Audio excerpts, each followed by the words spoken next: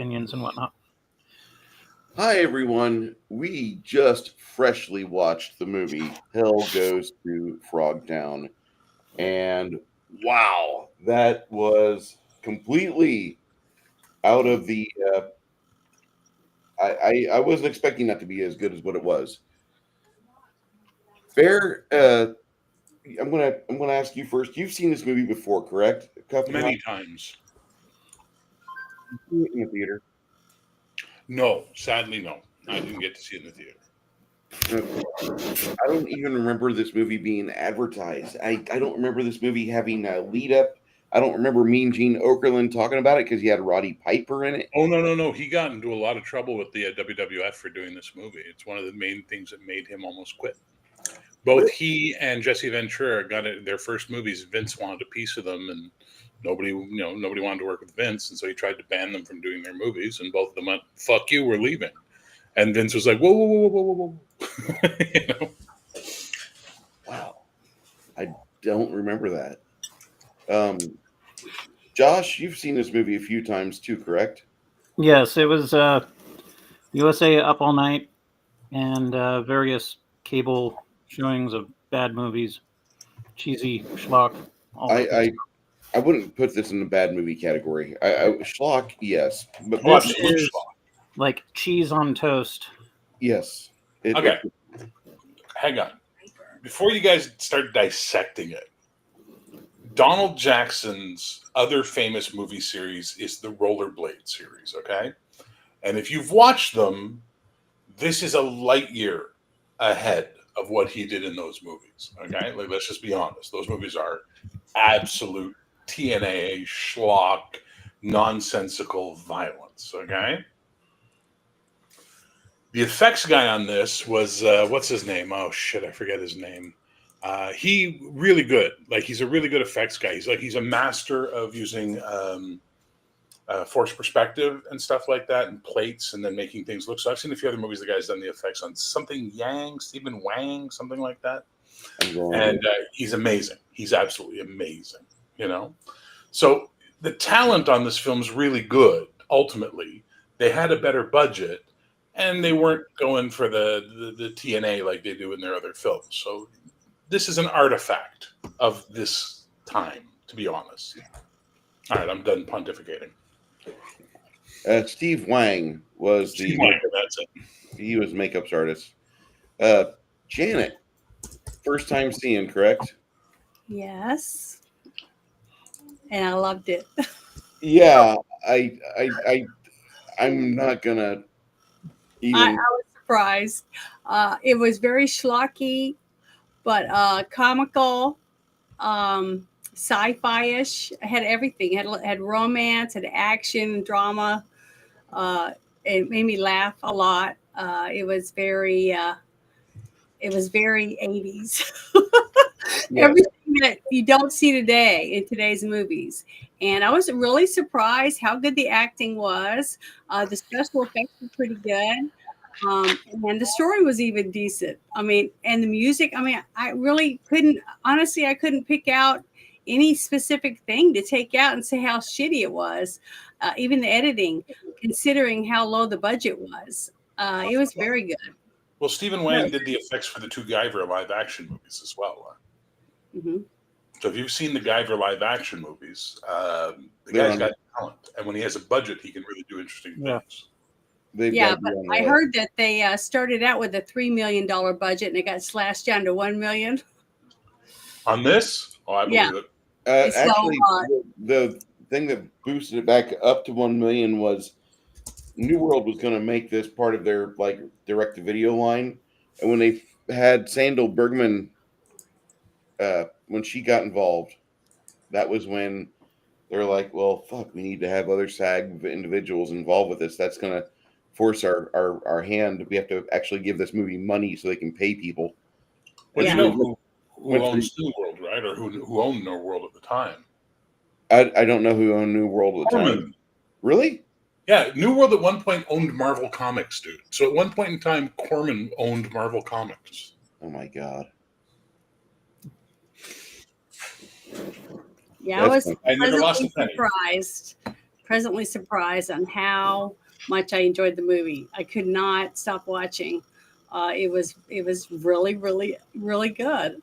I'm really happy that I watched it. And thank you for you guys letting me watch it because it was just really good. The woman, I just loved the lady frog lady. The makeup was excellent. I mean, really, really good because she didn't seem like she was awkward in it or anything. It seemed very natural. And the fact that it was creepy and slimy looking, oh, it just it made me want to barf for thinking that she was going to want to make out with him and what the rest of her body must have felt like. It was really creepy, but I just thought it was really, really well done. It's kind of like when you get a fully matured gremlin wet again.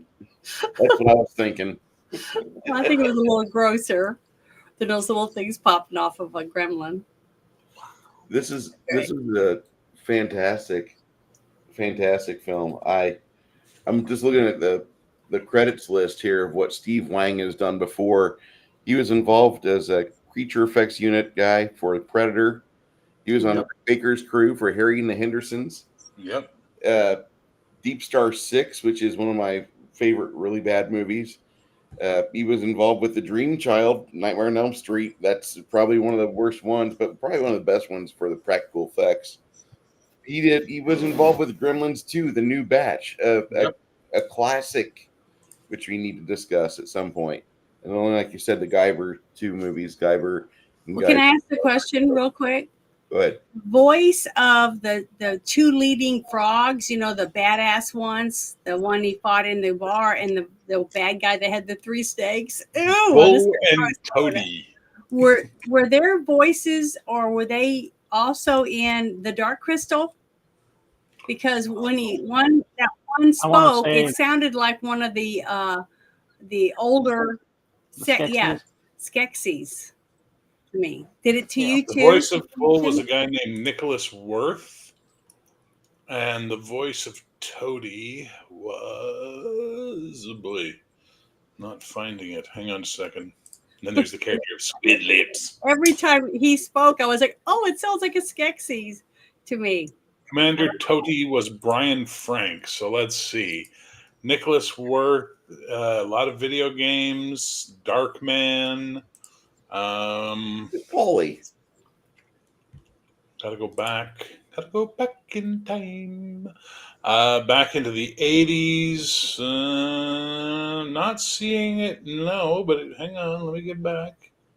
No Dark Crystal on his resume. Let's try Brian Frank. He did a good voice, though. Oh, he was in Pacific Rim. How neat. Hell Comes to Frogtown. No, his first credit was a 1986 episode of Matlock. Well, that's who he reminded me of. Did anybody else think that? It sounded familiar. It did. Like it could pass. Listen, I think they're absolutely brilliant. Everybody in the film has so much fun with it. You can see that regardless of what's going on around them, they're enjoying what they're doing. Yeah. And Bull is just so fucking quotable. Like he's just the shut your hole. Like just that scene is like so good. And the part where he's sitting in the chair and she's dancing around, and then you see something wiggling underneath her. I almost threw up. I swear to God. You're walking the 3 lift up and sing. I covered my eyes because I was afraid that they were going to show something. It was just disgusting. Oh, the whole scene was just gross. Muties. It was terrible. It's scary. Enough said. Greeners. And I'd never seen anything like this before. I know that sounds weird for me to say, but this movie is a step in a direction that I was not expecting. I was expecting much, much worse. Boy, this movie was enjoyable to watch. Yeah, I was expecting it not to be Thank this you, Nerdy Ogre. Good, too. Yeah, it has heart. Yeah, it does. Yeah. It had likable characters, like I'm always saying that you need a good character arc. So you start out with this guy, and it's kind of corny at the very beginning because he's a prisoner and he's a he's always getting in trouble and causing problems, right? But then when they find out that he's got a huge sperm count, that he can help repopulate and start, getting life going again, then they decide, maybe we can use this guy. I just thought the whole concept was hilarious. And what man, any man I've ever talked to, would not want to have to save his country, fornicate across the planet? You wouldn't want to do it? Why? Every man would want to do Because I'm that. evolved, Janet. I don't know why. Because I don't like I'm not. Look, You're not a piece of meat. I'm not going to go into it. Okay, I'm just not going to go into it. But I it's just not thought that how I whole roll. concept was hilarious. How he kept saying, I'm not a piece of meat, all that stuff, like what women are always saying. I just That's thought not the a whole plan. It's a plot plot was to great. murder me. Yeah, I just thought it was so funny. The whole concept was Well, totally post-COVID, not expected by me at all. I thought it was great. So I wonder what happened to Sec Virile since then, because she hasn't been in films since like 2001. Sec Veryl's career just kind of collapsed in on itself, sadly, because it seems like Donald Jackson knew how to get a performance out of her in this film. Everything else I've seen her in, she's terrible, and I think it's because the directors just don't know how to direct her. But she does flat, sarcastic, sardonic snark really well. And I tell you, I watched this movie, and I love Sandal Bergman. I have like a huge thing for Sandal Bergman, but I was all about Sentinella in this movie. Yeah, she kind of steals the sex appeal away from Sandal. And Sandal's like just a sex symbol. She's, she was almost replaced by Sybil Danning, which that would have made it just a little bit better in my opinion, because I'm a big Sybil Danning guy. But no. I loved Sec Virile in this movie. She was just fun. Oh no, she was really good. And the other problem is like, let's be honest, Sandal Bergman was like insanely skinny when she made this movie. Yeah. So like that bit when she's trying to be sexy and she does the stretch and her fucking rib cage looks like a xylophone. It was like all I can think was the xylophone. like no, just don't. I was surprised how little all the women's boobs were. It was like the days before, the 80s, you were allowed to have small tits. It was just the reality. Well, I'm just saying, most men, flock to movies that have lots of hooters and curvy figures and things like that. At least the guys that I know of. But it seemed like every single one of the women were very athletic. I guess that would fit for the time that supposedly the setting, of after the war, you wouldn't really have a lot of people that were really heavy, things like that, because of the amount of food there wasn't to get. And when you saw him eating the food at the frog place, he wasn't too happy to eat. So he probably would have lost some weight himself if he had to stay, somewhere like that. But at the same time, he's put on the case by dollar store Amanda Waller, so. Just saying. It's just, but I did love the frilliness of all the women's clothing in the Frogtown. They were all wearing, lots of lace and bouffant, furry looking things. Her shoes, I just was laughing my ass off. Her doing all those, running and doing all the stuff, driving that Jeep and doing all that stuff, wearing those little slippers with a little white poof on it. I just thought it was just funny. I mean, it was very clumsy, but it was entertaining. And see, that's what I loved about it, is because it's so hard today to find anything that you can sit and laugh through the whole thing and feel for the characters and want them to win, but not be going, because it's overdone or whatever. It was just really, really entertaining.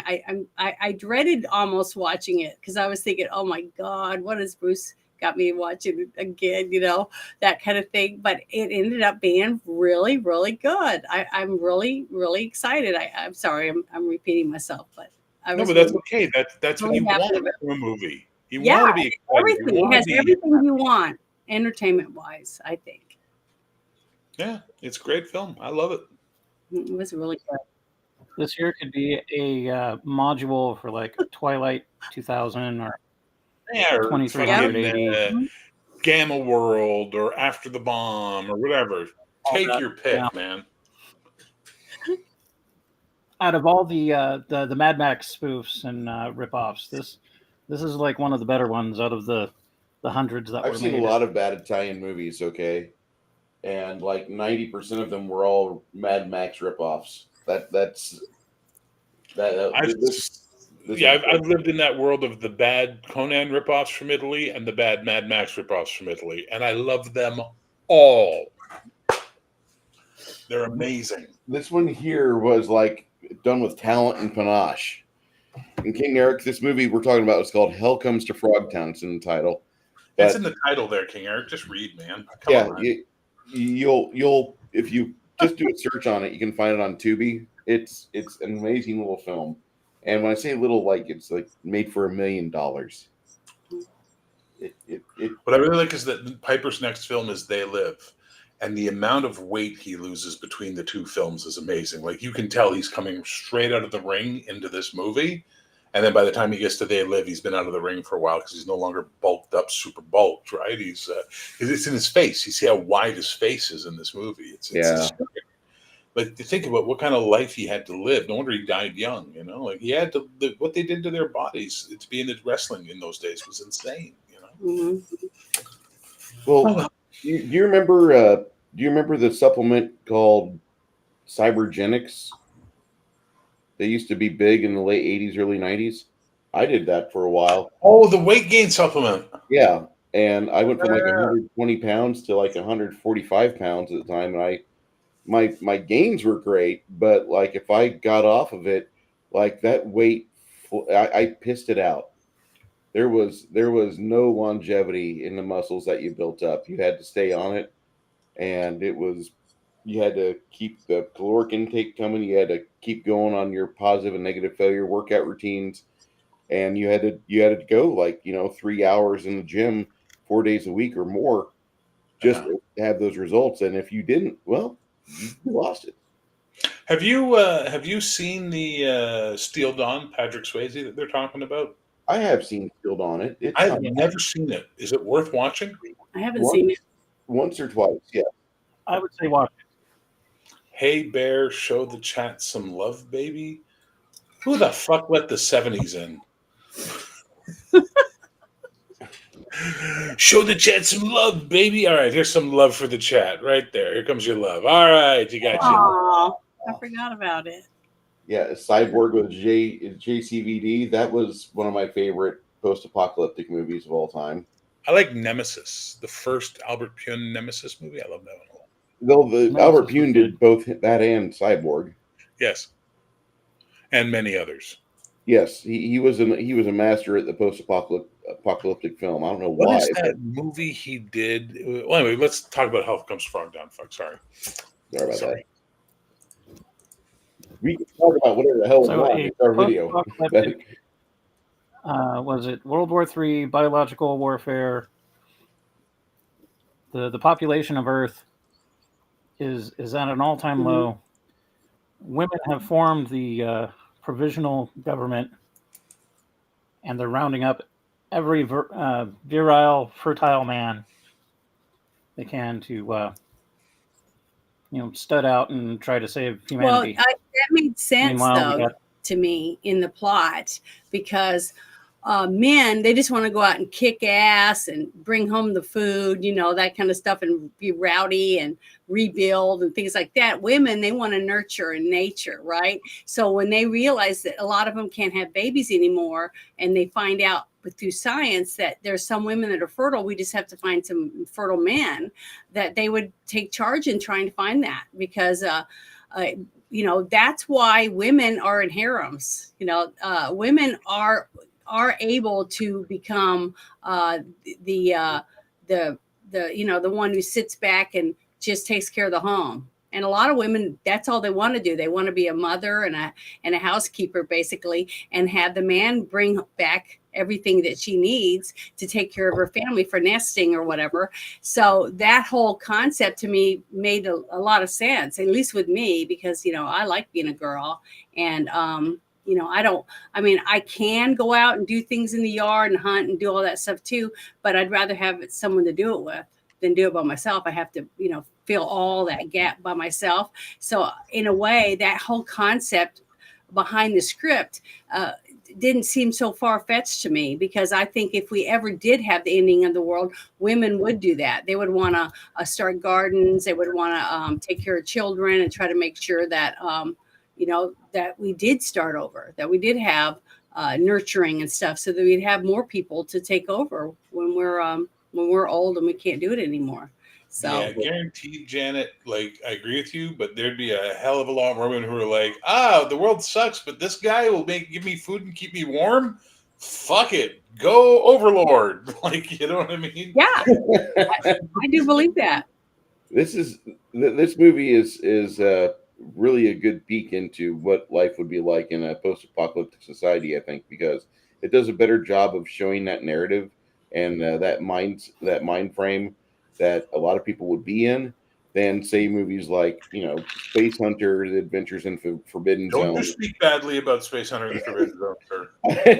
In that one, It's got Molly Ringwald You before will she was never Molly get it. Ringwald. It's one of my favorite films, dude. It's my top 10. Really? It's not a bad movie. It's Michael Ironside's absolute best. Let me give you a different perspective on it, Bruce. Okay. Watch it again, take notes, and turn it into a D&D adventure. Space Hunter in 3D would work perfect as a D&D adventure. It would. Someone's been kidnapped. Your team's been hired. They've got to travel into the Forbidden Zone to rescue them, where the evil wizard has them held in his base or whatever. And the alchemist is using these people to extend the wizard's life or the lich's life or whatever you fucking want. And then take all of those moment beats, fighting the Amazons and the weird sea dragon, fighting the fucking weird floaty people, the mutant diaper kids, babies. with Molotov cocktails. I mean, come on. Yes. How badass would that fucking campaign be? Be a lot of fun.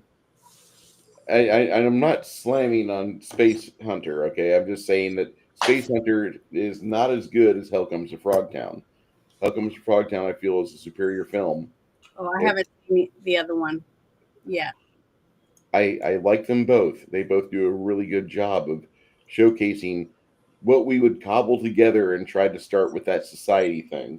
But this movie, this was really great, and seeing Sandal Bergman just try to be, that alpha female that she's capable of it. But I think this movie here is probably, like, there was some other stuff going on. It was only filmed in 19 days. 3 weeks. That was the time frame they had from start to finish on filming. So if she wasn't in the right headspace for like one day of shooting, like there's some parts of this film that just are a little inconsistent. Just some facial expressions. That's about all. But it could have been a little better. She's probably the one part of the movie that I winced at while I was watching. Like, yeah. What movie are we talking about here? Yeah, which one? I'm talking about Hell Comes to Frogtown. Sandal Bergman there was a couple points where, like, they're filming and her facial expressions just weren't selling it for me. Oh my god, no! I loved her facial expressions because she's so out of her element. That's what makes this movie fun. Right? Her journey is, when you look at that first scene, she shows up. She's just wide-eyed and watching and says nothing and flips the Conan's dad and all that shit, right? Mm-hmm. And then as the movie progresses, she's now in charge of the mission, so she acts like a complete bitch about it, but she's kind of really getting into Sam because Sam's showing her stuff she didn't expect. And then, she's a prisoner, and now she's got to fucking defend her and free her, and she frees herself and then teams up with Sam, and they kick ass. That's a fucking arc. Yeah, her that's facial expressions change as the arc goes on, and you see the confidence build in her acting. I think she does a great job in this movie. You and me, sir, we're going to have to go to the top of the hill and wrestle this out. And also, people don't realize how hard it is to be a person that doesn't wear glasses, okay, regularly, and then have a character where you have to wear glasses almost the whole movie, and bend your head down and do all these different movements and try to seem natural wearing glasses. Little things like that most people don't notice. And the earrings, I absolutely hated them. They were so freaking ugly. Oh, I just hated her earrings. But they made sense for the part that because she was so nerdy and geekish, right? So she would wear geeky, nerdish earrings and the big, ugly, awful glasses. But when he got to put the chain around her neck, and kind of give her a little taste of her own medicine. I just love that the whole way it rolled out. And when he took her to the side, he took her glasses and he just chucked them, and then he pulled her hair out, pulled it down, and he was looking at her. He got to see a different side of the sexy woman that was behind the geekish marm. You know what I mean? I love that. It was like a transition for her and for him and his point of view, getting to see her as a sexy. I just loved it. I thought they did good, just like we talked about. I got a little goosebumps thinking about it. The chemistry between the two of them. Did they end up dating or anything that we know of? Bergman and very Roddy. Piper was married. Piper is like famous for his loyalty to his wife and family. Like, well, that's awesome. You see, I didn't know that much about him. I wasn't really into wrestling or any of those things, but they had good chemistry. It was almost like I said. I know you guys probably heard me. I ended up turning my mic off, but I said they act like they're married. Yep. The little bickering between the two of them. I guarantee they picked on each other all the time they were working on set. They were just really adorable. It made it more fun because it came across to me from the film the camaraderie between the two of them, and I liked it. I really enjoyed this film. I for some odd reason I really think I'm going to probably watch this movie again here later on in the next couple days, because this is of that level of schlock that puts you in a comfort film mindset, like say Big Trouble in Little China or Time Bandits. Cyborg would be another one I could see easily interchanging these VHS or Betamax tapes throughout the afternoon as I get home from school and just popping them in, and while I'm doing homework, this is on. It's a fantastic movie. It really is. And I thought this was just a welcome surprise. Nerdy Ogre, I owe you a beer, sir. Thank you for asking us about this movie. Yeah. Because I never even heard of it before you guys brought it up. So I'm glad I got to watch it. We need to watch Time Bandits too. Sorry. I bought a copy of this from my friendly local video store back in the 80s. And I watched it so many times. Eventually, one day, the VCR just ate the tape. I just devoured it. It was like the tape, whatever that material is called, mylar, whatever it is, had thinned out so much that it just. And I was like so sad. And then my buddy went to New York for something, and he came back. He's like, "Here," he gave me a new copy, and I'm like, "What? No! Yay!" You have good friends. Yeah, those things for you. That's the most terrible sound in the world when your VHS player eats your tape. That is just like you get instant sadness and panic all at once, and it's already too late. There's no coming back from that either. Yep. Yeah, this is a movie that if I get to do it, hopefully this summer, I get to get with my sisters again, because I know they have never seen it. This is a movie that I would get and get popcorn and stuff and sit around and watch it. This is something I think they would all like. Now, it might be a little bit over the top for one of my sisters when it comes to some of the, the nasty parts of it. But I think they'd laugh a lot. I know Sandy and Jennifer would really enjoy it. The other two might not like some of it, but I still think it's very entertaining. This is a good popcorn movie for me. Sec Virile and the M60 just is like comfort food in visual sense. Mm-hmm. Where you're from, stranger? Nowhere nice. I fucking love that line. That is like the best line. That's a comeback and a half. Where you from? Nowhere nice. Like, I just fucking love this movie. Have you seen They Live, Janet? Yeah, but only some of it. So I've only seen some of it. I don't know what was going on. I think it was my, maybe it was the show that I was watching, because I didn't watch it when it came out or anything. I saw it on TV, and it was like a late movie or something like that. And I remember watching some of it. You need to watch it. Yeah, I try. I think it's on our list, isn't it, Bruce? Caleb is on the list, along with the other part of the Apocalypse trilogy. Yes, Keith David's in it too. Yes.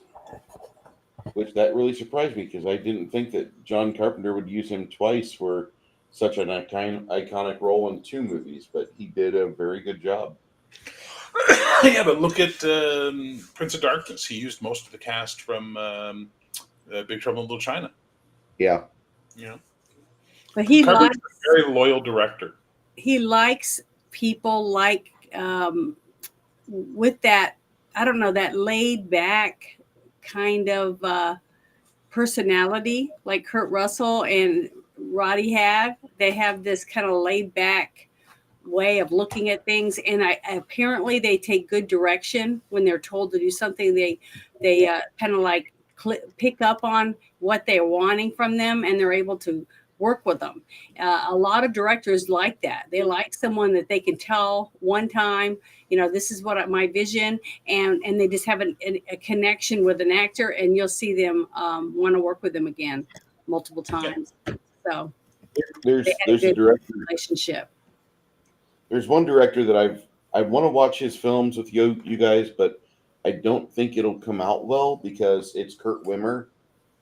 And Kurt Wimmer's movies are notorious for he'll pick people to be on the cast, or they'll pick people for the casting, but yet then like something will happen and I'll do like between 20 and 35 takes on something. And I just can't imagine over 5 takes. Oh, dude.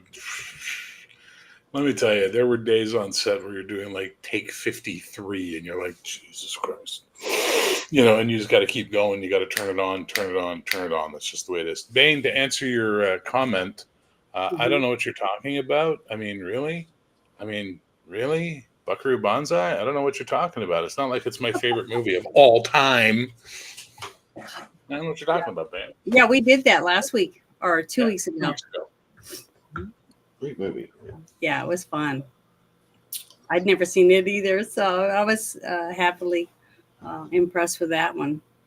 Who is this director you're talking about? Kurt Wimmer? What's he done? Give me 2 of his films. 2 of his films be Salt and Equilibrium. I've seen both. The Recall. He did Sphere, Total Recall, the remake. Yeah. Children of the. What was the other one? Yeah. I liked Salt. I thought Salt wasn't too bad. But as a director, he did One Tough Bastard. Never saw it. There's also a movie he did with the Barbarian Brothers. He has a scene with the Barbarian Brothers in it, and I need to have Janet react to that. Are you referring to the Sword and Sorcery movie he did? Is that the one? No, he didn't do that one. He did one where they were moving. They were a moving company. Oh, okay, because that's an amazing movie. Yeah, the Barbarians are that's a fantastic film. Janet will need to see it. That's all I can say. I've seen Event Horizon. I loved it. So I would watch it again on here. Wait, Philip Noyce directed Salt. No, Kurt Wimmer was involved with it pretty hard. He might have been, but Philip Noyce is the listed director. Yeah, but he did the writing. Yeah, he wrote it. Yeah, Kurt Wimmer. Yeah, he wrote it. So what did he direct? Director, One Tough Bastard, Equilibrium, which I liked, Ultraviolet, which was meh, the remake of Children of the Corn. Yeah, that's about it. He wrote a bunch of other stuff. Ultraviolet had like 45 minutes cut out of it before the theatrical release was allowed. He was okay. I mean, it wasn't the best movie, but it wasn't the worst either. So it was a big fat meh. It was okay. I've seen a lot worse. Seen a lot better. I want to see. I think I sent you a note and said, please put Eon Flux on there. Oh God, that movie is so bad. No, I thought it was pretty good. It was a lot of good things about it. Have you ever watched the cartoons, though, Janet? Have you ever watched the Source seen the cartoon? No, I haven't. That's why. So you haven't seen the cartoons, so you go, Aeon Flux, that's a decent little film. You've seen the cartoons, and then you see that, and you're like, what the fuck did they do to Aeon Flux? Oh, see, I'm glad I didn't see it then, because I really did enjoy. I didn't enjoy every aspect of it. Some of it was kind of like, I didn't make sense. It didn't connect or something. But the overall story was very interesting. Had a really good concept, I thought. So, and the acting was pretty good too. Because I believe that in the future we will be close to doing something like that. I really did believe that what they were doing. In the future, there will be robots. Mm-hmm. And Sorry. I think there'll be clones too. No, that's a Grand Theft Auto Vice City Oh reference. yeah, I've only played that like twice. I'm not very good at it. It's one of the radio station ads is for this play, this musical dance play called "In the Future There Will Be Robots," and it's really bad, Oh, but it's funny. I've never heard that before. Oh my god, I've literally played Vice City not to do the missions, not to do anything other than steal a car, drive around listening to music, and do jumps. Like I would just listen to every radio station completely until it repeated. in the I loved game it. you can do In that. the game. I would I wish drive I around could and listen to the drive radio too. because I just can't even drive. That's my worst part. I practice and practice and practice, and I just cannot. I can't do anything without ramming into stuff. So for hours, so it's just really bad. That's why I just don't play driving games at all. Even on SpongeBob SquarePants game, I couldn't drive the hamburger. I stink at driving, so it's just not my forte, I guess. Interesting. Not lack of trying though. That's why I like being a goat. When I play Goat Simulator. Oh, it's terrible. Barry, are you going to get GTA 6? No, No. I What liked is Vice that? City because it was set in the 80s and they played lots of 80s music on the radio, and I was quite happy. I was into San Andreas. That was mine.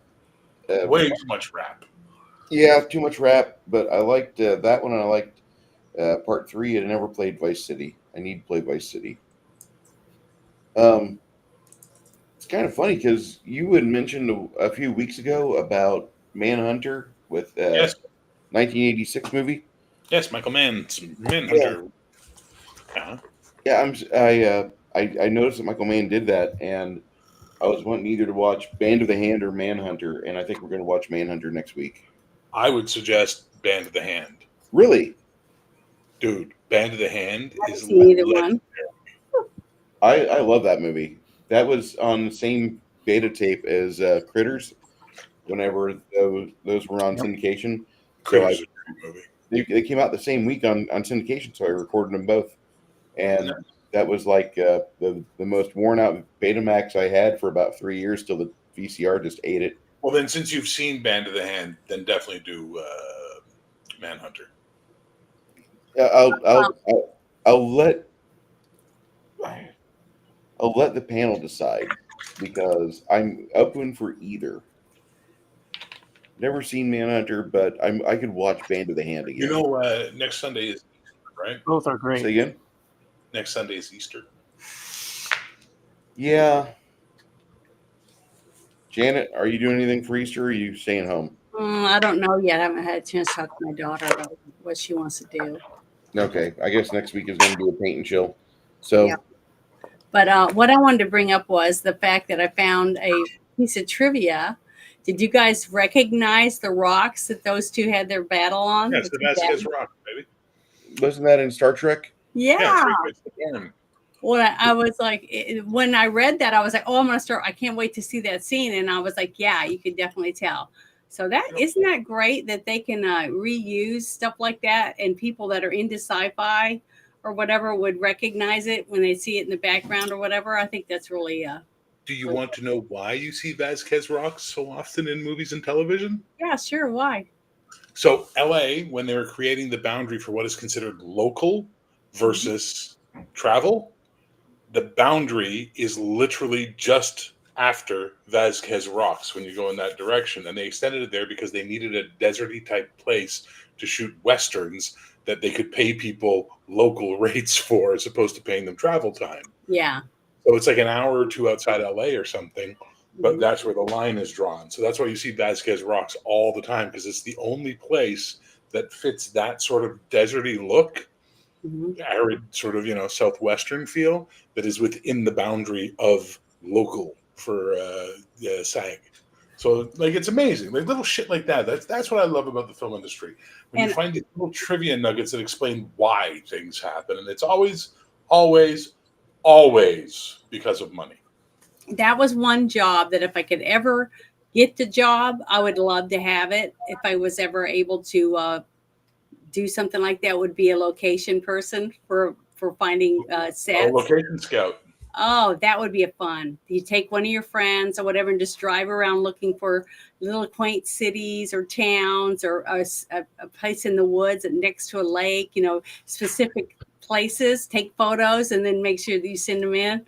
I just think that'd be great to be able to do that because I had some friends that got to do that. And also they loved what their favorite thing was they got to go to people's homes, and because someone would say, oh, I have a cousin and their basement is like it's right out of the 60s or whatever. And they'd say, what? And he goes, yeah, you need to check it out. Well, send me some pictures. And they look and they go, holy shit, this is great. And they go on and make a few changes to it, but then use them in TV series or other movies or whatever because of the nostalgic look, because grandma or grandpa didn't want to change it. It's got the upholstered furniture with the plastic on it, all those things that make it iconic. And that's why there's a lot of websites you can go to find those things for locations nowadays, to specific things that you list on there. To be able to have it in a TV show or a movie or used in a commercial or a music video or something like that. I just think it's really, really cool that a lot of people just like to keep that stuff, and that, that some people that are interested in those things can find that and dig it up and get to watch it. Because they'll come in and say, okay, well, do you want us to put it back like it was? And they'll say, no, I love what you did or whatever, and leave it that way. So just depends. I just think that's really fun. That would do a great job.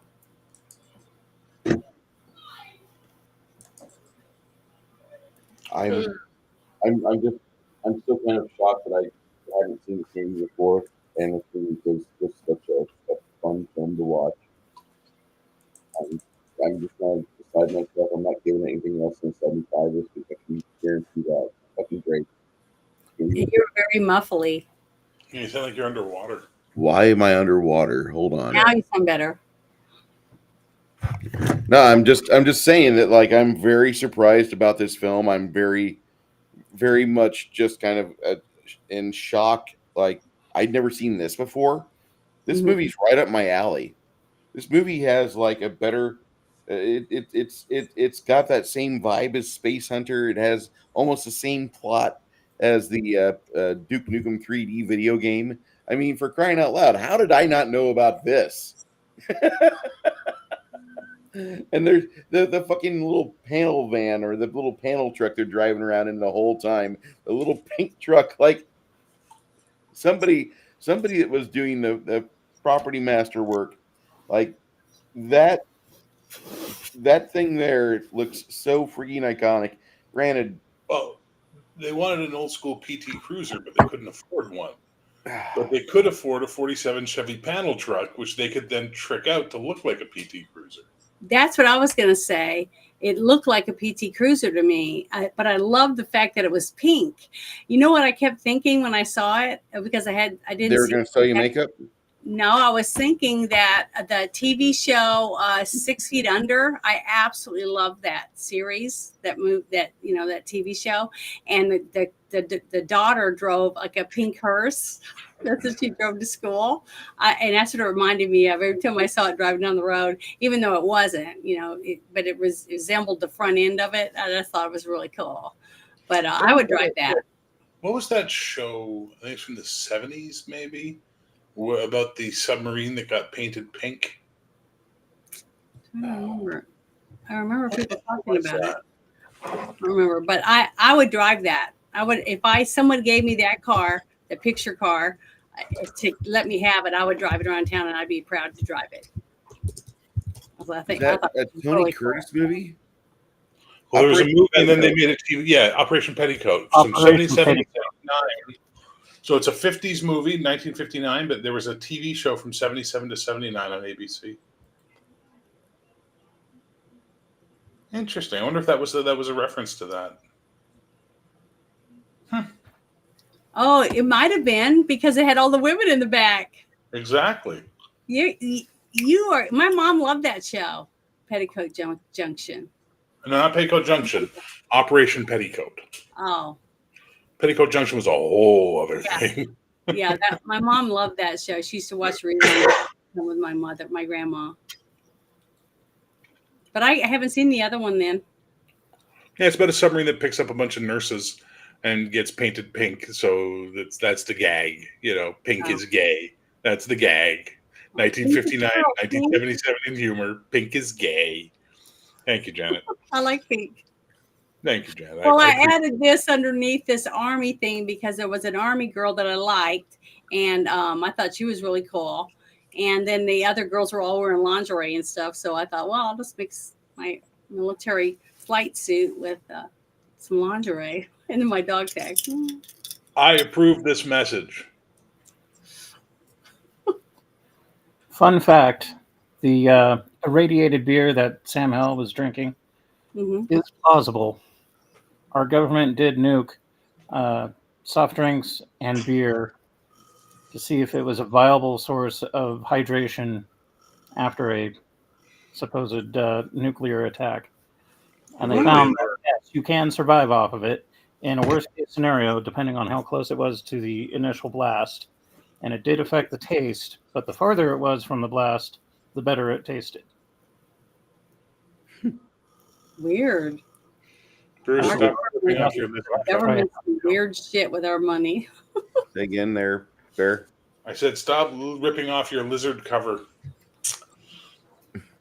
You're going to expose your reptilian finger if you keep flicking at your skin like that. No, I just got a bunch of glue on my hands yesterday because I started unboxing my miniatures while my. What is this thing you're painting? This is a giant tree thing, and he's kind of mean looking, but he's got a bunch of mushrooms on fungi all over him. So he's a fun guy. Yeah. Seriously. Is he like that tree creature that we killed that had all those body parts? You're so violent, Janet. I know it. Is that what it is? Like the one trying to kill us? It looks like that. Oh yeah. I didn't like him. I did die. Everybody died except for Travis yesterday. Travis went on an ethereal jaunt, and that just kind of happens. Sorry. I mean, it was going to happen at some point. That's the second time I've died. I was so impressed with yesterday. You guys did a good job, but then after that event, like the umph for continuing the narrative or story or just fraternizing with each other, that just died. Like people had other things going on. You had other things going on. Travis fucking walked away from the PC. I know he's got a lot of things going on with his home now that he's got his girlfriend and family living with him, but it's just like, fuck. I just want to either we continue, let's push on, or we quit and we just fucking wrap it up for 2 weeks. We'll come back.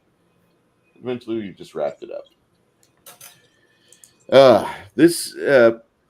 If you guys in the chat have seen Hell Comes to Frogtown, give your review, your rating, whatever you're thinking, put it in the chat and I'll have Janet read it. Bear, with this movie here, could you see them trying to do a remake with this? Because that seems to be the flavor of the month in Tinseltown right now. I wouldn't want them to. I think they made 2 more movies, didn't they? And they're awful. From everything I've heard, they're really bad. But I wouldn't want to see them make a remake of this. It's a perfect little gem. It's a classic. Leave it alone. Leave it be. I think Six Nations saw the first sequel. I don't think he saw. I've seen the first and second one. I haven't seen the third one. I'll probably be looking for it tonight and severely depressed because Roddy Piper ain't in it either. But yeah, I know this sounds really bad. I'll watch a Robert Z'Dar film no matter how little the budget is, and I don't know why I do that to myself, but Robert Z'Dar movies are really high dollar schlock. If you like schlock, if you can handle schlock, get into it, you know. But that's just Maniac Cop. Yeah. Maniac Cop 1 and 2. Those are fun movies.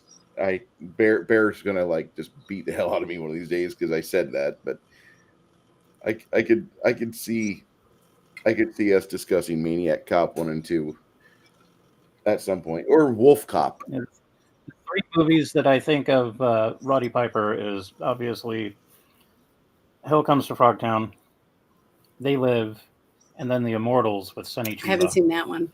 He's in a movie It's with horrible. Sonny So Chiba. he was only in 3 movies total.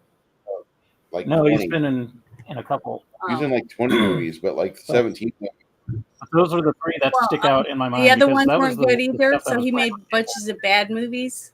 He was a wrestler. I know. So Steve Austin made movies. A bunch of other wrestlers went into movies. The Rock. I wouldn't recommend a Steve Austin movie. Well, I've seen a couple of them. The Condemned was really good. I did not like The Condemned. Well, I did. So I'm just saying other people liked it or they wouldn't have bought tickets. Yeah, I mean, Steve Austin sells tickets. I'll say that. But the thing is, I don't see anything wrong with whatever you did before you made movies.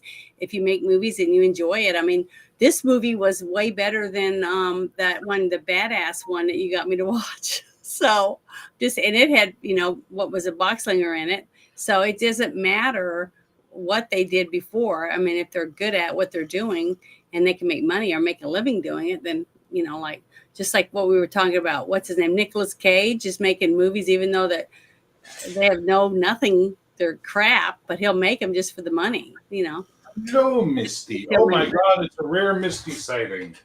Hello, Misty. Yeah, she's the one that's got long hair. I love your new apartment now that we can see what's going on with you whenever the cats decide to become affectionate. Because before, like, you would have a shirt on and then you would be cloaked in shadow.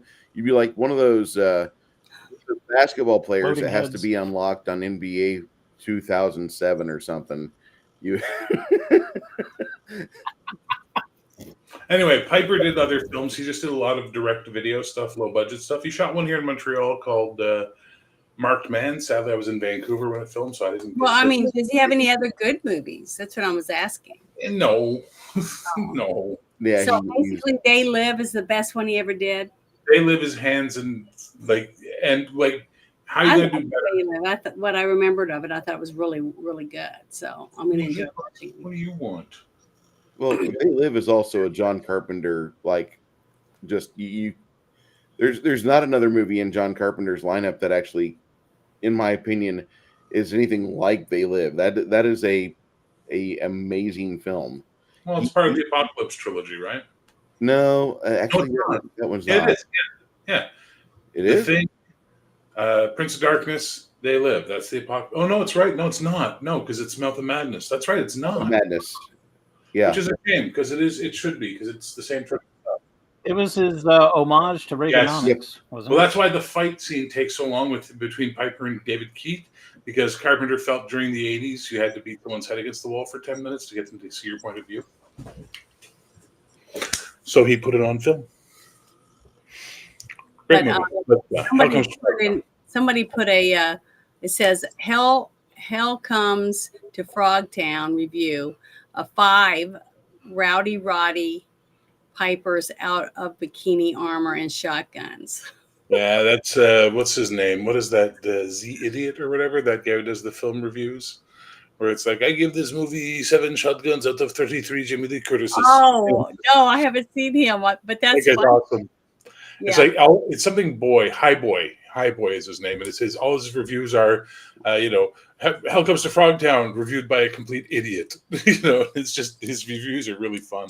Yeah, I like that. I think it's really good. But yeah, so what are you guys' review? I mean, what are you going to give it? I know you give it thumbs up, thumbs down, or whatever. I say yeah, meh, or nah. This is obviously yeah. Yeah. What about you, Bruce? I'm going to give this movie an 82 out of 100 because it's instantly quotable. There's a lot of things in this movie that does right. The makeup effects are done really well. You wouldn't expect it to be just $1 million. You'd think it'd be like $3 to $5 million for the time that they produced it. The acting is really good. The sets look good. The props are great. Everybody looks like they had fun. There's not a bad thing about this movie. It's a little redonkulous, but fuck. I mean, you're watching a movie, for crying out loud, not trying to solve the world's problems and launch rockets into space. This is entertainment. So this movie does everything that I want it to. I'm going to give it an 82 because it's an amazing film. It's like the creme de la creme of schlock, but it's not quite Big Trouble in Little China quality. I love this. This is a good film. Well, Six Nations, what do you have to say about it? Well, this is way above just your average 5-star or 50% rating for me. I mean, this is a cult classic. I grew up in the late 80s and early 90s with this practically playing on a daily basis somewhere, either at a friend's house or my house, doing chores, homework, whatever, or late night when we're sneaking to go watch some movies on cable when we got like free cable weekend. And I would give this at the very least a 75 out of 100. It's got Rory Calhoun in it. It's got freaking Roddy Piper. You got William Smith, Sandal Bergman, freaking all these cheesy moments in the movie. Like, it harkens back to everything that I grew up as a kid in the 80s watching, and it's great. So going into my teens, watching this, I loved it. And then, like, as I got older and I started watching it, like the lighting and the cinematography, like there's certain scenes that stick out, and you're like, if they had a larger budget and a little bit more time or what have you, it would have been, that much better. It's not a bad movie. I would definitely recommend it. Not little kid friendly, but thankfully it's not as traumatic as the Dance of the Three Snakes would make it sound either. Yeah, that was scary. Polywogs or no polywogs? This movie is almost a really good, not great, but really good D&D adventure, because if they are going into a village of bullywugs and they're having to save, bullywugs captured a caravan of priestesses that were being transported, killed all the guards, and now your players have been hired to infiltrate Bullytown and get the women back from the bullywug revolutionary leader. Oh, like where you're going with this, Bruce? Yeah, and I don't know if you watched a lot of the old D&D cartoon growing up as a young man, Bear, but the cartoon for the D&D guys, they had like 2 or 3 adventures where they bumped into bullywugs. And so if you watched the cartoon and then you played the game, if your DM did due diligence, you bumped into bullywugs quite frequently because it made it seem like the bullywugs were kind of everywhere. They were more popular than orcs for bad guys. And they had a funny way of talking, so you would always hear the people try to imitate that at the table. It was just fun. So this movie hits a lot of high notes for me. I loved it. Nice. That would be kind of scary though for a game, because once you went through and risked your life and nearly died and be brought back to life or whatever to save all the women, and then you're bringing them back to the people that they took them from, and then you find out they all start giving birth to all these mutated. Wow, Janet, you just went to a dark place. I know, but I couldn't help it. It's a popped in my head. Well, basically, Janet, without realizing it, because she doesn't know D&D lore, Bruce, just figured out I don't know. I don't know. Secretly working for the Slan. I've traumatized her. The SLAD have definitely affected. Oh, have you used the SLAD on her? They haven't successfully been used, It gets but on they've your been face, there. it goes down your throat and in your eyeballs and up your nostrils and stuff. And then That's the elliphids. okay, That's with elliptic, that, yes. and then there was another one that had. Remember, the girls were like their stomachs were wiggling around, and I almost threw up. Remember when we were playing that one game? I have used the slides on you. Yes. It was disgusting, and even the Six Nations kind of got grossed out. We all got grossed out. It was Don't drag me into your personal hell, please. Yeah, it was I'm trying to forget. disgusting. You know, and I drinking can alcohol help to it. forget. Vivid imagination. You know, I can put myself in there, and I was like, that's a horrible way to die. We should burn all these people. Remember? But you also find out on the way back that the King's Guard have been working to overthrow the kingdom because the queen is in charge, and they were loyal to her father, the king, and they disagree with the daughter taking the throne. So they've been working with the Bullywugs, arming them for an eventual invasion, not realizing the Slad have infiltrated the Bullywugs and are using them to kidnap prisoners to impregnate with Slad babies. Ooh, write this in fucking adventure, man. That is disgusting. Bruce, write it. I will publish it. Write it. I think I will. This is a great adventure. Yeah, that is just gross. I mean, if you want to make people sick to their stomach, new players. But I'm gonna give my score. I guess I like it more than you two did, because I'm gonna give it a 9 out of 10. I thought it was really, really, really good. I really couldn't find anything really bad wrong with it besides that it was, corny. And that would be the writer, but it was still a good, entertaining story. And they picked the right people to play the characters to keep them entertaining with their arcs throughout the story. And the music it didn't pull me out. It wasn't over the top or anything like that. It was the fact that it didn't have more money. And if they'd had more money, I think it would have been a way better film. But I really liked it. I really enjoyed it. It was like a movie that was corny, cheesy, entertaining with warts and all. You know what I mean? It was literally. Yeah, you loved it. You loved the bad schlock that was in it. I mean, it was just like Spaceballs. I mean, I liked this movie even more than I liked Spaceballs, honestly. Yeah. The more I'm thinking about it, it was definitely way more entertaining. It kept me enthralled. I was rooting for the hero. All the things that you're supposed to get out of a movie, I got from this one. So I'm giving it a 9 out of 10. I really thought it was really good. And so I guess I liked it a lot more than you guys did, even though it was, and it had nothing to do with women being in charge or anything like that.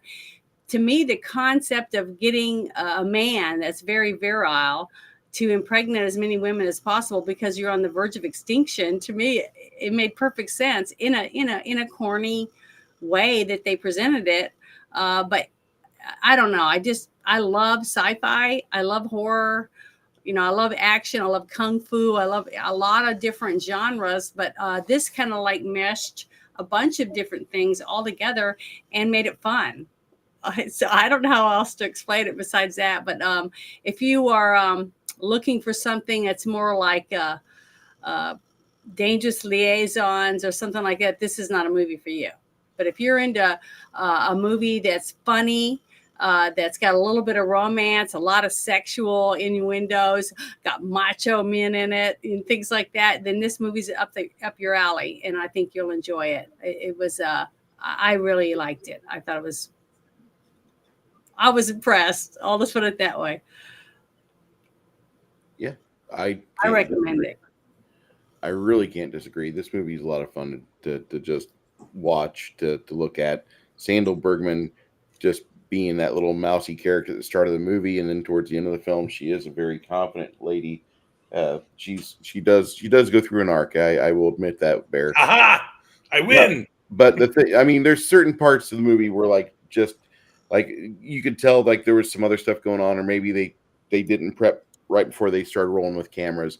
It's just small facial expressions. It's not a big thing, but that's probably my most critical part of the film. I love watching this movie because the fact that you can tell that when they're using the frogs front and center, there's probably about 10 people helping operate those mouths and getting everything, the eyes to roll properly.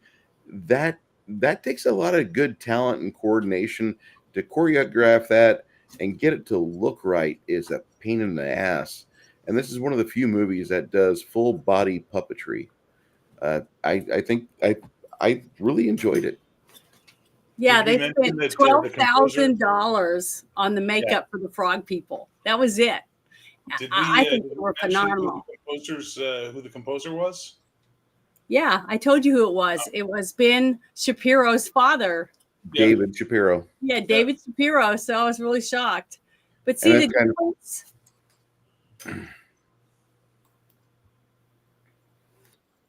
They stole my I can plan make for the just a post-COVID studious apocalypse that we were person. supposed to have.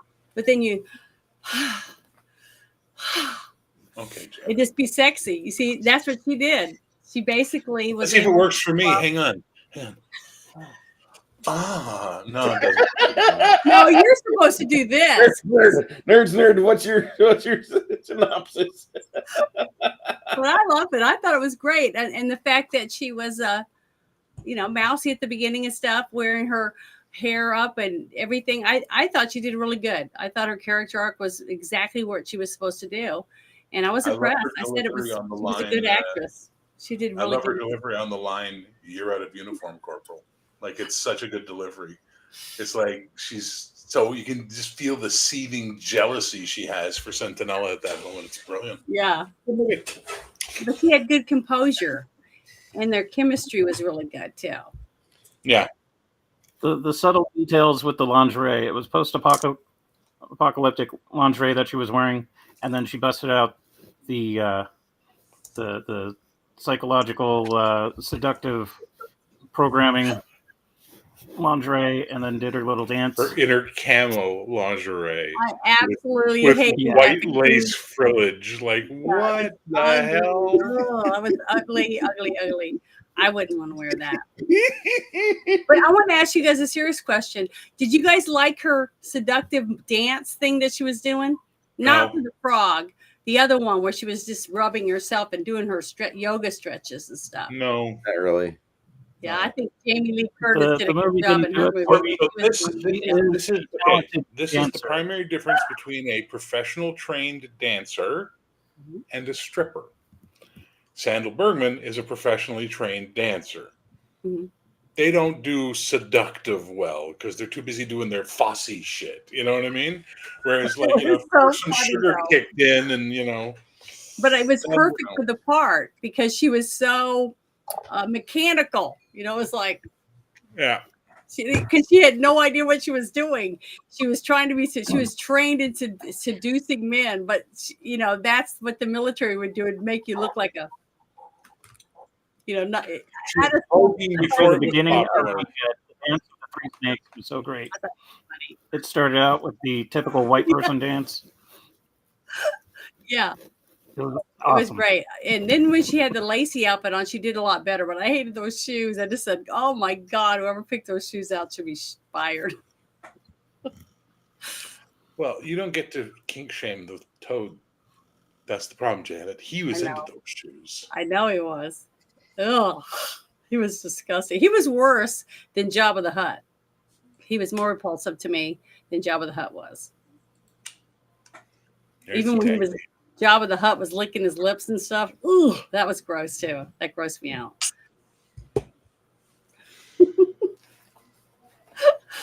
So This is going to devolve into something really bad. next, I'm going to change the subject. So 2 weeks from now, because next Easter. weekend's Easter, and we can't watch a Hannibal Lecter movie on I'm Easter. in. That would I'll just watch be a Hannibal Lecter movie on Easter. awkward. I'm in. Yeah, I would too. I mean, I don't have a problem with that. if you guys It's not want a to watch, Hannibal movie. if you want to watch Manhunter next week, we can watch Manhunter next week, and then do Band of the Hand the week after. Gonna do a Michael Mann back to back. Yeah,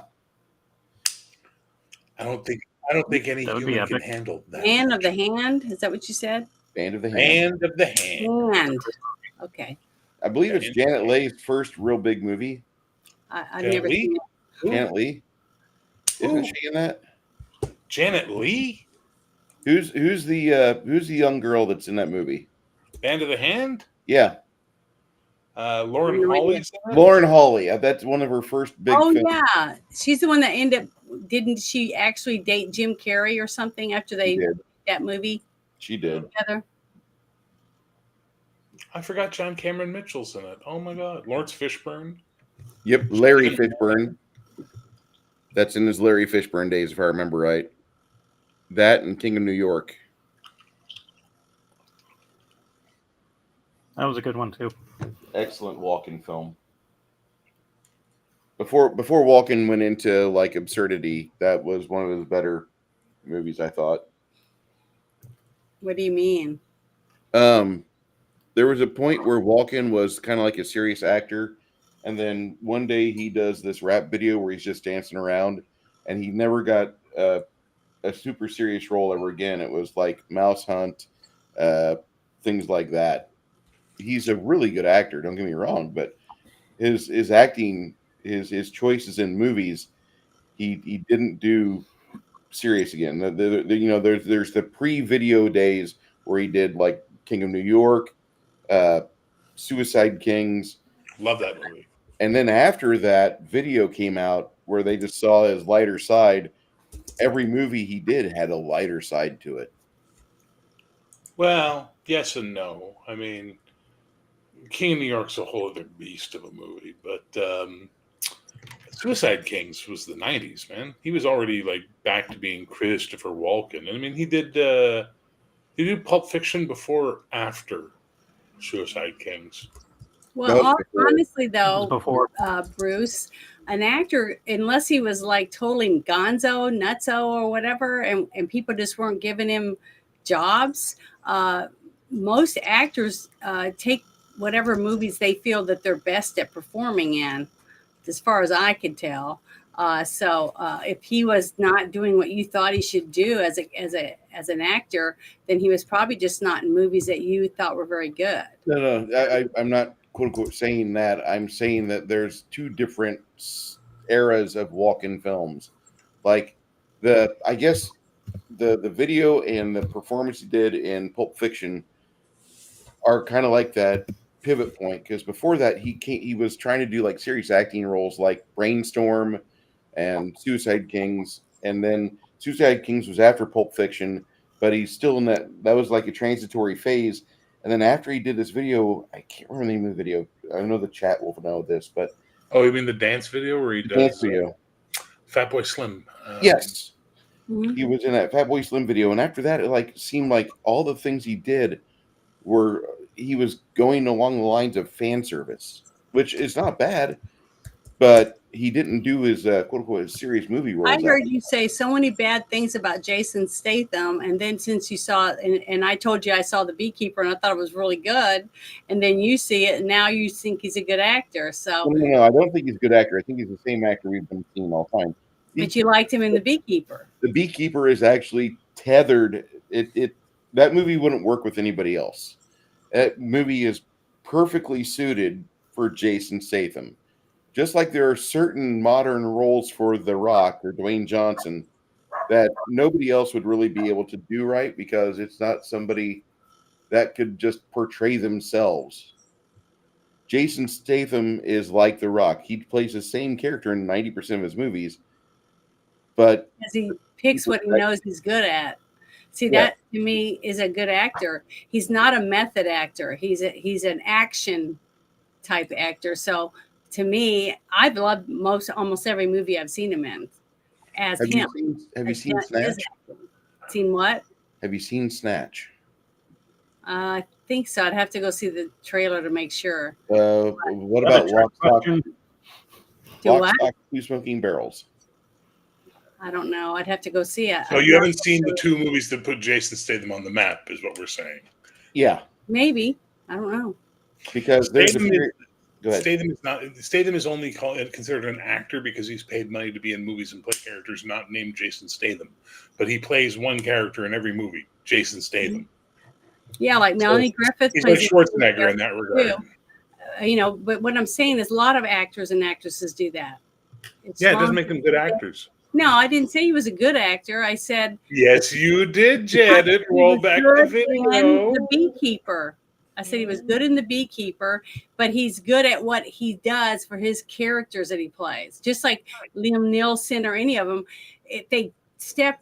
I love Liam. My favorite movie with Liam is Rob Roy. That's my favorite movie of all time that he's ever done. I absolutely love that movie. I've seen it like 70 times. I just love that movie. I love Tim Roth. I love their type of movies and a couple of his TV shows and things like that for Tim Roth.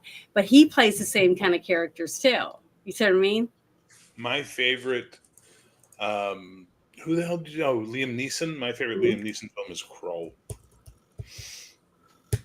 Which one? Kroll. I don't know if I've seen that The one. Bandit. Are you serious? Kroll, Janet? Put it on the list. Just All right, fuck it. Easter haven't seen that Sunday, one. Kroll. We'll go to Michael Mann back to back. I have not seen that one. I'm sorry. We're I mean, doing I Kroll can't see next every week. single movie every person's in. God damn But it. I've seen a lot. But I love Rob Roy. That was one of the first movies I told Bruce to put on the list, and we did do that movie. I just loved it. It's very well done. Movie, though. I bawled my eyes out every single time I watch it still. I can't help it. It's just Janet, so good. Janet, we love you, but there are things with movies that will cause you to have the waterworks come out. Yeah. And the rest of it, like I'm watching a movie and I'm like, well, that's a pretty good film. And I hear you crying in the background. I'm like, yep, it is a good film. Janet's crying. Can't help Have it. you seen Iron Giant, Janet? Do what? Have you seen Iron Giant? Mm-mm. Movies that make men cry. No, I haven't seen it. Mm. Oh, I wanted 13th Warrior on the thing too. Great movie. That's a I good love movie. that movie too. That's one of my That's favorite Turner? movies he's Yeah, in. it's McTiernan, eh? Mhm. That's what I'm saying. I like lots of movies. There's something about the story, I guess, is what pulls me in or something. I don't just have one specific actor that I love over anyone else. You know what I mean? Have you guys done Last Starfighter yet? Yes. Yes, sir. One of my favorite movies. That's an iconic 1984 film, I might add. Mhm.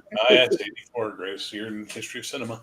What was the name of the actor that played the guy that was looking for the starfighters? What was his Robert name? Preston? Robert What? Preston, the Music Man. Yeah, him. He was also in Victor Victoria, wasn't he? Yes, Yep. he was. I love that movie. That was one of my mom's favorite movies, and I just love it because I watched it over and over with my mother. And my mom loved James Garner, and I loved him in that, and I loved him in The Gambler. I've loved him in a bunch of Maverick. You know, he was in the Maverick movie. I loved him in that. I got Bruce to do that one too. Most of my movie imprint, I guess, is because of movies my mother liked, and she got us to watch them. So can't help it. But I'm just so surprised you've never seen Kroll before. This makes no sense. Like, how can you be so into Star Trek and other wonderful sci-fi and you don't know the movie Kroll? Like, this is so not what I was expecting. no, I've heard of it. I just never watched it. I heard it wasn't very good. Who told you these lies? No, right? They're not into sci-fi either. So It's not a sci-fi movie. It's sci fantasy. Yes. well, This They're is not this into is it. Got sword Arthurian. and sorcery and lasers and no, I have not seen creepy this movie. worm thing. And Lisa Popping out of the Anthony skull. overdubbed by Lindsay Cruz. I think I loved a lot of these actors, and I love knights and horses and swords. I love all Oh, that. you'll love the horses in this movie. It's got a freaking cyclops I in love it. cyclopses. Awesome. Wow, It's it's got got Robbie kind of Coltrane. good actors in it. It's got Liam Neeson, Robbie Coltrane. It's amazing. Yeah, I want to see this one. Yeah, we will. We will next week. I haven't seen it. Looks good. The Yeah. movie is so amazing. It's got some great special effects. It's got good set design. They use the sets very effectively. They look like they're made with $20 worth of styrofoam at the time, but they work well.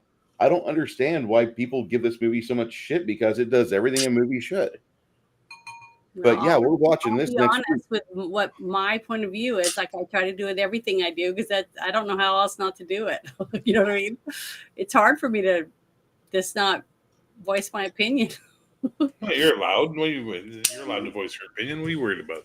No, I'm just saying. Sometimes Bruce goes, I could tell he's not real happy with some of my points of view, but that's okay. It happens. But he knows I'm never just going to agree with him either. If I don't like it, I'm going to tell him that sucks. My favorite moment when Janet split with me on a decision was when we watched Midnight Meat Train. Oh God! And I love that movie. That movie's got some good spots in it. It's got some really good stuff in it. And Janet's just like, oh yeah, I like the gore, I like the action. Everything else about that movie I hated. Well, Brooke Shields acted for once. Brooke Shields, she did her first acting job in that movie. The part that I liked the best of that movie was the fight with the young Asian girl in the train. That was the best fight scene in the movie. And the rest of the movie was pretty shitty. That's just how I felt. Just wasn't very good. I mean, this movie we watched today was better than that movie. and that other movie had a shit ton of money in it. It also had Roddy Piper. Well, in it, so. Roddy Piper, and so the action choreography is going to be great. Which I thought this movie had great action choreography. I liked so much. It kind of makes me upset that Roddy Piper just did not turn into a movie star that we kind of were owed that. Yeah, but just Bruce didn't. also tells me, no, we're not going to watch that movie. When What movies have I said no to? You said no to The Bridge Over to Terabithia. You said no, you wouldn't let me watch that one. I will watch that movie in a couple more years. I've seen it in the last 20 years. I'm good.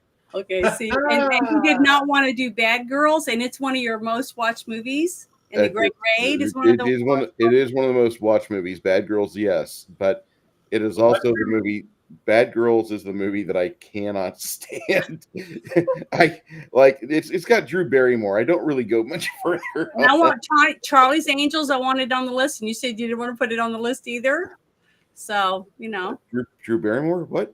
Yes, there's very few movies with Drew Barrymore that I like. It's not Firestarter right out. Firestarter is a great movie. That movie I would put on the list. Again, I'll put that on the list.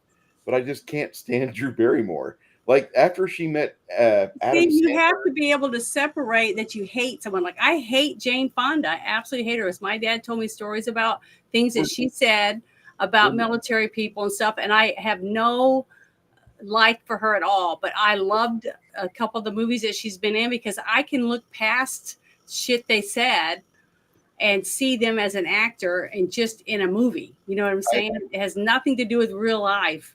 So I can instead of Barbarella, this channel will be doing a review for heavy metal. Nice. Because there's no need for Barbarella when there's heavy metal. There's Bridge of Terabithia is a good kids film. Give me another few years and I might want to watch it again. But right now, no. Drew Barrymore made a bunch of really disposable dating and young girl slut movies back in the 2000s. I didn't watch any of them, I don't think. And the Dancing Pants or whatever that one was. Something, the Traveling Pants or whatever. I do. My sister, my sisters wanted me to go, and I was like, no, I'm not paying money. It was a very good movie. The pants traveled, and there was a sisterhood. There we go. Whatever. That would be my 30-second review. Yes. Thank you, Bear. 30-second review of Sisterhood of the Traveling Pants.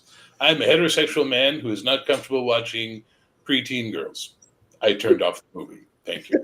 I did the same thing with Coyote Ugly, oddly enough. Really?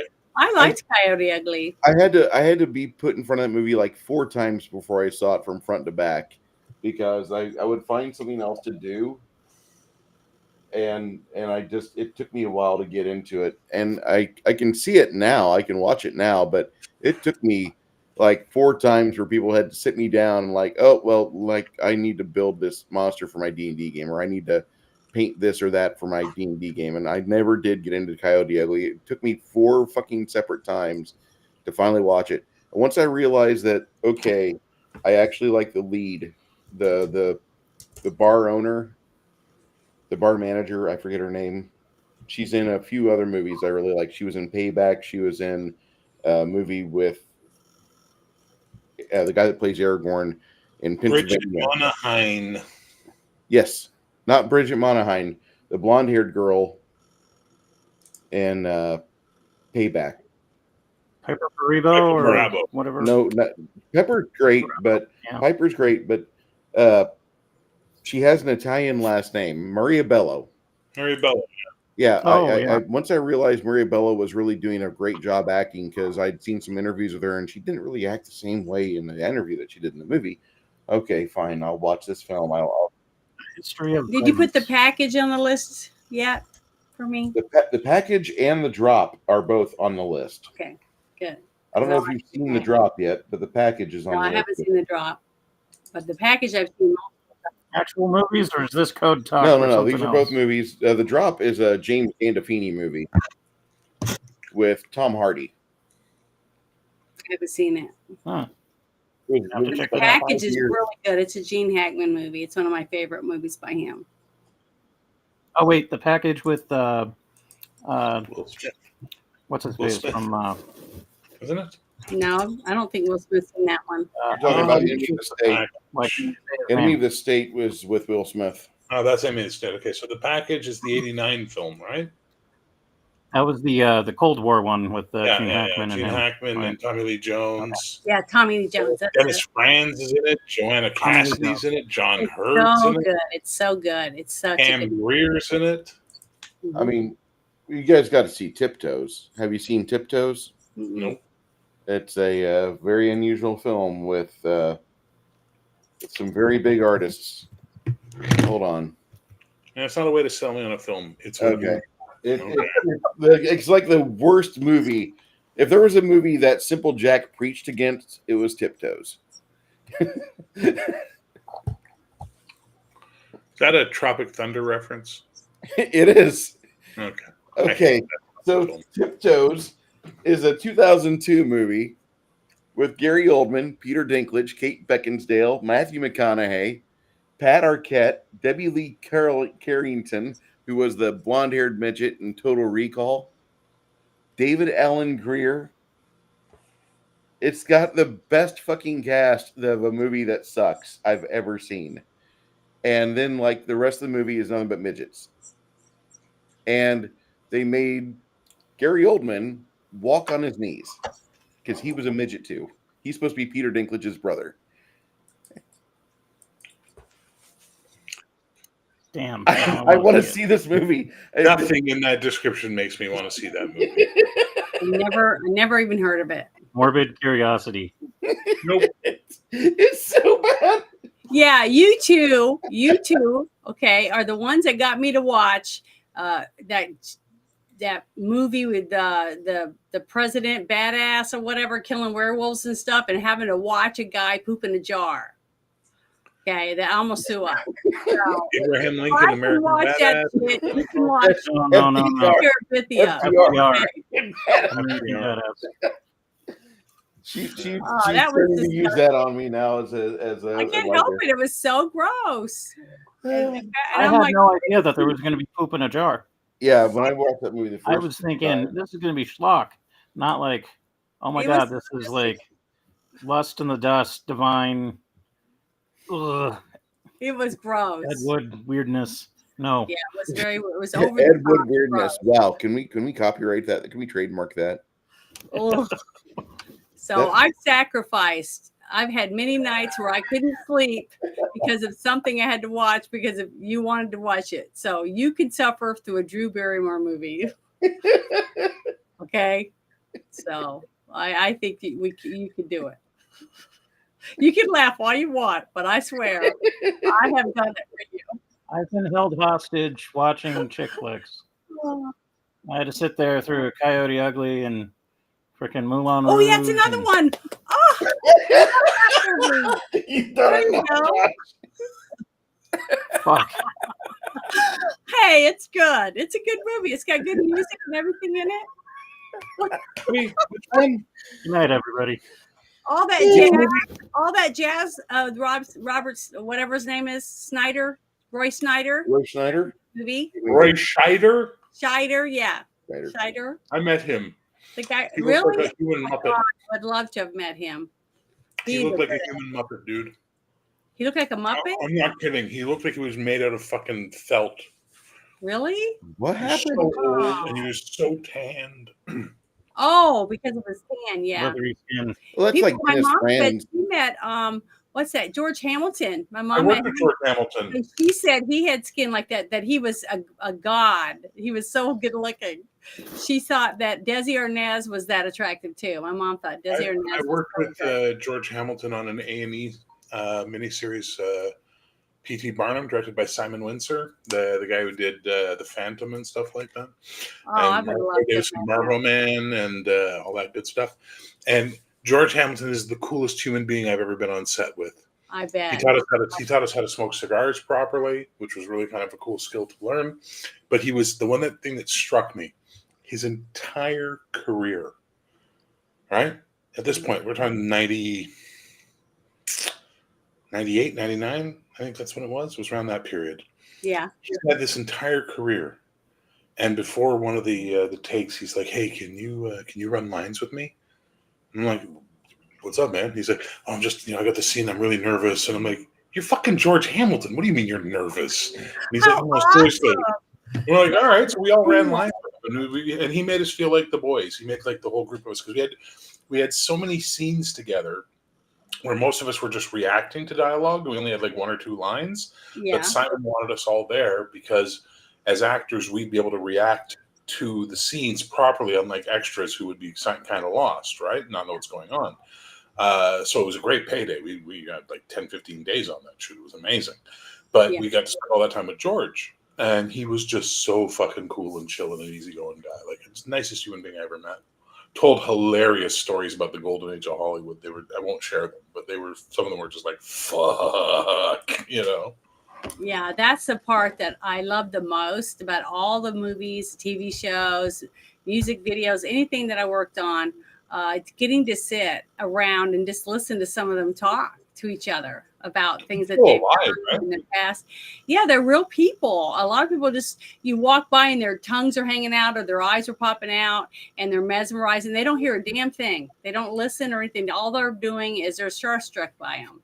But after you get to spend time with them, I got to meet Jessica Lange, and she was such a classy, beautiful, wonderful woman. I mean, I never saw her do anything to anyone. She was kind and courteous. I just thought she was wonderful. So I just love it. I feel very blessed to have gotten to meet a lot of these people, but get to see them on a normal level. You know what I mean? Not standing in line to get their autograph. That you know what I'm talking about because you've done it.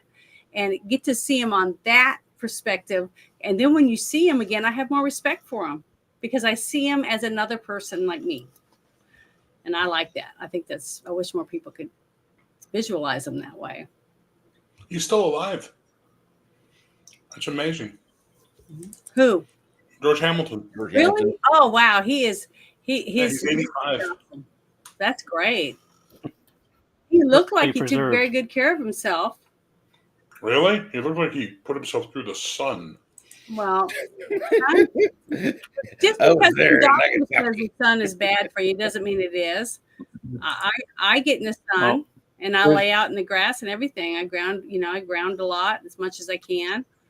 No, sweetie, you tanned. This man made a career out of being tanned. Well, I can't help it. I'm not famous. There's scanning, and then there's Imhotep. Mm-hmm. Freaking mummified skin. Like, ugh. Yeah, I have seen a few of those people on the beach in Florida, especially women, and they're wearing two-piece bathing suit and their skin looks like leather, on a saddle. I don't want to look like that. There's something about Mary you just reminded me about. There's a scene in Something About Mary where like the old lady takes her shirt off and her boobs are just these ugly tan stretches of like wrinkly skin. They look like a California raisin if you just like dangled and pulled it every day for an hour. I I've did never- that once for a costume. I bought some these socks that looked flesh toned, but they were for like support hose, but they were just knee highs. And then I bought some material, and then I dyed it a skin tone, and then I sewed those on there. And I put tennis balls in them, and I swear, with they just kind of like swing around and stuff. Hilarious. I mean, if you want to, dress like an old person. So I could do the same thing, but I'd have to put them in my pants. yeah, but that'd be funny as And then well. have the tennis balls hanging out the sides of my shorts as I walk down the street. I've seen old men like that. I have swear. enough problems in my life. And they're wearing those. You know you're old when they touch the ground. I have to hug her now. What's scary is I could see why men don't want to sit on the toilet. They want to stand up and pee because they'll be in the water. I have to watch how I sit down, Janet. Do what? I have to watch how I sit down. I don't want to sit my heavy thigh on my Tinder boys. Yeah, that's what I'm saying. So that's why you have to wear underwear, so everything stays where it belongs. So I think with that, we're going to have to egress and atone for our misdeeds socially. You can find more of Janet from Another Planet upon her YouTube and her X channel, Bear the Gen X GM. Also, Does not exist. I'm a figment of your imagination. Leave me alone. He's the author of the soon-to-be heralded Heroic, the role-playing game, and you should all play it. It's an amazing world, amazing place. You'll have fun. Then you have me and Six Nations 31 Kings. We're just a couple of mopes. We hang out, we make jokes, and thank you so much.